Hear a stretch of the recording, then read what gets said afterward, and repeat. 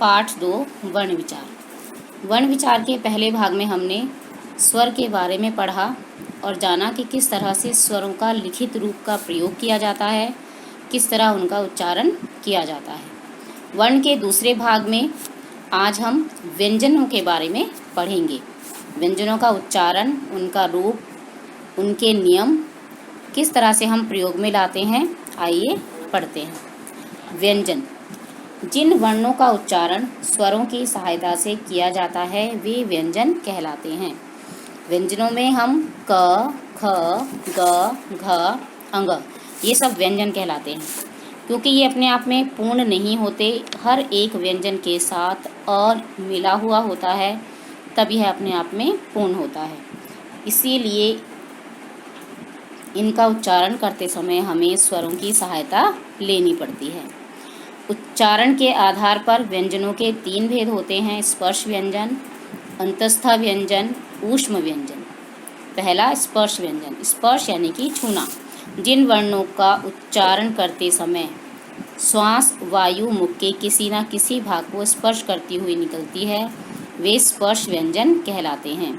जब हम इन वर्णों का उच्चारण करते हैं तो हमारी जो मुख से जब हम आवाज़ निकालते हैं तो वो किसी न किसी भाग को स्पर्श करती है, जैसे क, ख, ग, घ, अंग।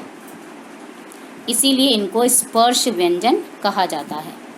इन्हें 5 वर्गों में बांटा गया है, जैसे क, ख, ग, घ, अंग। इसको हम क वर्ग में रखते हैं।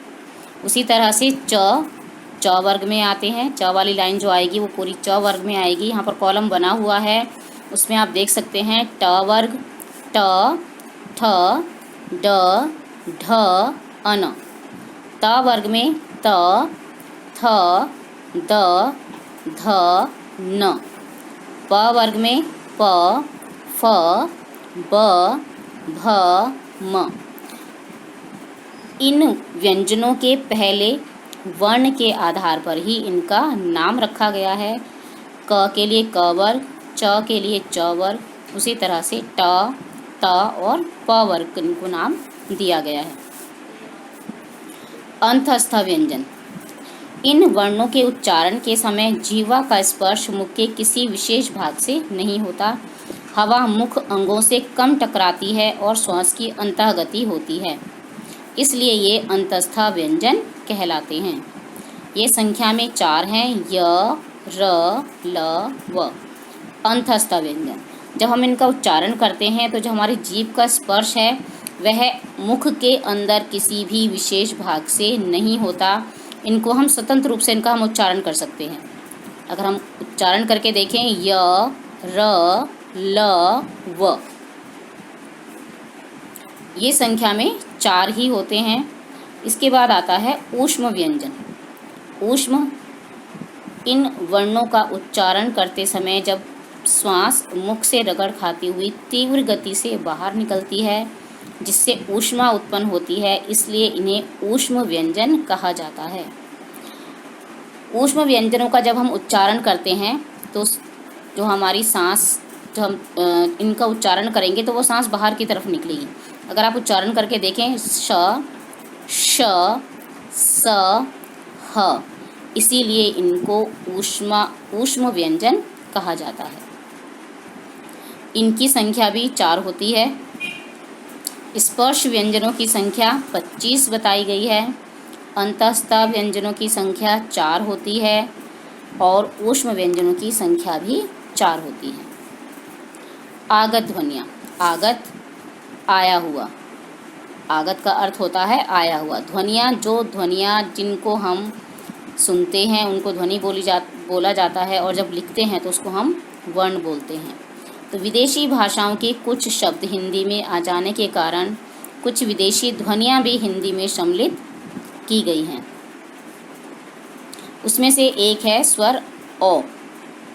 अब यहाँ पर लिखा हुआ है आ, और आ के ऊपर एक चंद्र बनाया हुआ है, उसमें बिंदु नहीं है। बच्चे अक्सर यही गलती करते हैं, औगत की मात्रा में और चंद्र बिंदु यानी कि अनुस्वार में फ़र्क कम समझ में आता है, लेकिन ये औगत की मात्रा कही जाती है और वो जिसमें बिंदु लगी होती है वो होता है अनुस्वार। औगत की मात्रा का उच्चारण ओ से किया जाता है। यह स्वर ध्वनि अंग्रेजी से आई है। अंग्रेजी के जिन शब्दों का प्रयोग हिंदी में होता है उनके साथ इसको प्रयोग किया जाता है। जैसे अब यहाँ पर 4 शब्द दिए हुए हैं, हम इसको काफ़ी नहीं पढ़ेंगे। अब ये बनता है कॉफ़ी, फ्रॉक, हॉल, डॉक्टर आदि। औगत की मात्रा में जब हम उसकी मात्रा लगाते हैं तो हम वहाँ पर बिंदु नहीं लगाते, सिर्फ एक चंद्र के आकार की इसमें चिन्ह दिखाया गया है, सिर्फ वही लगता है। बिंदी लगाने से या बिंदु लगाने से वो अनुस्वार बन जाता है। व्यंजन ज़ और फ ये अरबी फारसी की ध्वनियाँ हैं। इनका प्रयोग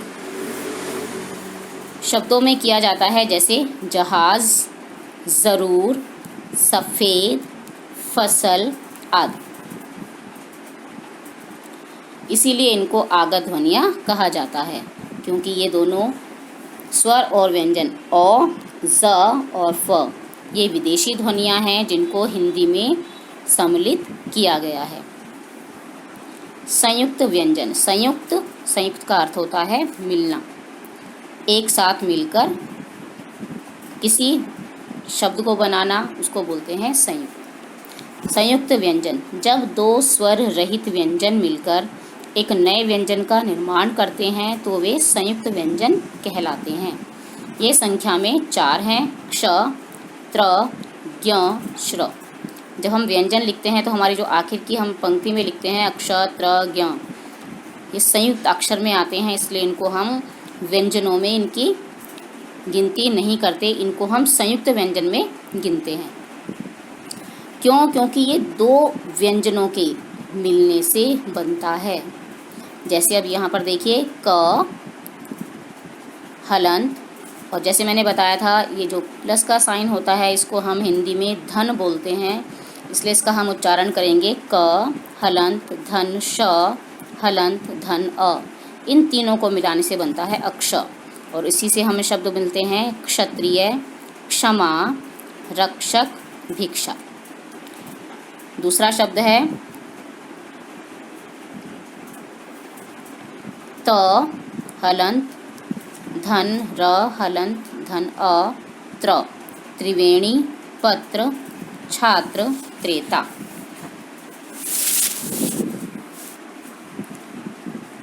इसी तरह से तीसरा वर्ण आता है ज्ञ। ज और अयों को मिलाने से ज्ञ बनता है। ज, हलंत, धन, य, हलंत, धन, अ, ज्ञ, ज्ञाता, यज्ञ, ज्ञान, प्रज्ञा। जब हम ज्ञ लिखते हैं तो आधा ग और य कई बच्चे लिखते हैं, जब य ज और अया के मिलने से बनता है और इसका सही रूप है ज्ञ। श, हलंत, धन, र, हलंत, धन, अ मिलकर बनता है श्र। श्रम, श्रमिक, श्री, श्रीमान। संयुक्त व्यंजन के बाद आता है संयुक्ताक्षर। संयुक्ताक्षर जब एक स्वर रहित व्यंजन का भिन्न स्वर सहित व्यंजन से मेल होता है तब वह संयुक्ताक्षर कहलाता है। जैसे न, हलंत, धन, य। अब यहाँ पर एक व्यंजन अधूरा है और एक पूरा दिया हुआ है और यह मिलकर बनता है न्य, और इसका शब्द बना न्याय, अन्य। दूसरा है स प्लस व मिलकर बना स्व, स्वभाव, स्वस्थ। श, हलंत, धन, च, शत, निश्चय और पश्चात। त, हलंत, धन, य, त्य, त्याग, नित्य। संयुक्त व्यंजन और संयुक्ताक्षर में यही भिन्नता है। संयुक्त व्यंजन 3 के मिलने से 2 व्यंजन और एक स्वर, इनके मिलने से बनता है अक्ष, त्र, ज्ञ और श्र।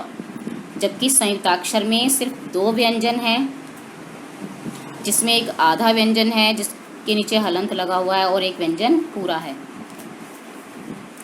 द्वित्व व्यंजन जब 2 समान स्वर रहित व्यंजन मिलते हैं तो उन्हें द्वित्व व्यंजन कहते हैं। जैसे ल, हलंत, धन, ल, हलंत, धन, अ, लल। इसका शब्द बनता है दिल्ली, बिल्ली। क हलंत धन क हलंत धन अ कक। और इसका हम शब्द बना सकते हैं मुक्का, धक्का। म हलंत धन म हलंत धन अ मम। इसका शब्द बनता है सम्मान, अम्मा। च हलंत धन च हलंत धन अ चच। इसका शब्द बनता है बच्चा, सच्चा। यानी कि दो समान व्यंजन हैं, लेकिन उसमें एक व्यंजन स्वर रहित है और एक व्यंजन के साथ स्वर लगा हुआ है, इसीलिए एक इसमें आधा दिखाया गया है और एक पूरा। इसी को द्वित्व व्यंजन कहते हैं। र का जब हम प्रयोग करते हैं तो जो साधारण र होता है तो उसको हम जब बोलते हैं, जैसे राम, रात, राजा, इसमें हम उसके पूरे रूप को देखते हैं। लेकिन र के 3 रूप और हैं जिसका वर्णन यहाँ पर किया गया है।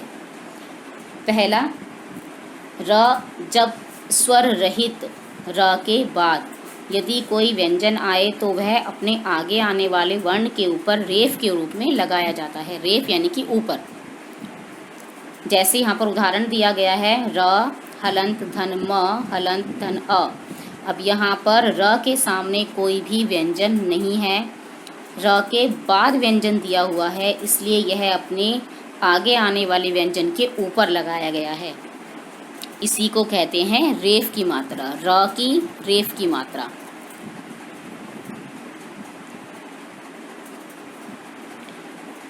दूसरा, र से पहले यदि कोई स्वर रहित व्यंजन हो तो र उस व्यंजन के पैर में लग जाता है। इसको हम पदेन भी कहते हैं। जो ऊपर आता है उसको बोला जाता है रेफ और जो पैर में लगता है उसको बोलते हैं पदेन। जैसे अब यहाँ पर उदाहरण देखिए, प हलंत धन र हलंत धन अ। प और र इसको मिलाकर बनता है प्रयत्न, प्रकार। तीसरा रूप इसका, ट और ड के बाद यदि र हो तो उसका रूप कुछ इस प्रकार का हो जाता है। ट हलंत धन र हलंत धन अ मिलकर बना ट्रक, ट्रेन। उसी तरह से ड नीचे हलंत लगा हुआ है, धन र हलंत धन अ। जिस वर्ण के नीचे हलंत लगा हुआ होता है उस व्यंजन को आधा माना जाता है, इसीलिए हलंत लगाना ज़रूरी होता है। और इससे मिलकर शब्द बनता है ड्रामा, ड्रम। र के रूपों के बाद आइए अब हम देखते हैं वर्ण विच्छेद। वर्ण किसी शब्द में प्रयुक्त सभी वर्णों को अलग अलग करना वर्ण विच्छेद कहलाता है।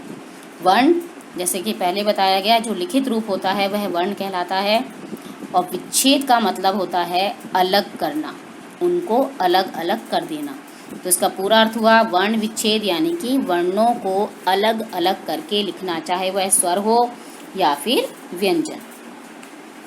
वर्ण विच्छेद करते समय व्यंजनों के नीचे हलंत लगाकर और स्वरों को अलग से लिखा जाता है। जैसे कि यहाँ पर उदाहरण दिए गए हैं। पहला उदाहरण है उज्ज्वल। अब यहाँ पर देखिए उ स्वर है तो यहाँ पर उ लिखा हुआ है। उसके बाद धन, ज आधा है इसीलिए ज के नीचे हलंत लगाया गया है। दूसरा ज भी आधा है इसलिए उस ज के नीचे भी हलंत लगा हुआ है।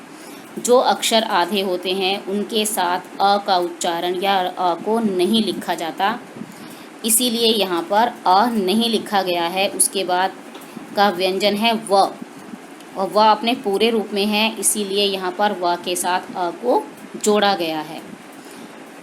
धन, ल भी पूरा है इसीलिए ल के नीचे हलंत लगा है और उसके साथ हमने अ स्वर जोड़ दिया है। इसको मिलाकर बनता है उज्ज्वल। राष्ट्रीय, र हलंत धन आ धन श। अब यहाँ पर षटकोण आधा है इसलिए यहाँ पर अ नहीं लिखा गया। धन ट हलंत धन र हलंत धन ई धन य धन अ मिलकर बना राष्ट्रीय। मृणाल, अब ये री की मात्रा है, ये इसको र की मात्रा नहीं कहते क्योंकि र की मात्रा हमेशा ऊपर लगती है। ये री की मात्रा है, री ऋषि। म हलंत धन री धन अन धन आ धन ल धन अ, मृणाल। प्रार्थना, प्र। अब जब यहाँ पर प्र लिखा है तो हम इसको प्र नहीं लिखेंगे, इसको पहले हम अलग करेंगे। प हलंत धन र, हलंत धन आ, धन र, धन थ, धन अ, धन न, धन आ। इस तरह से वर्ण विच्छेद की क्रिया होती है। और इसी तरह से जो नीचे शब्द दिए गए हैं, वार्तालाप, पर्यावरण,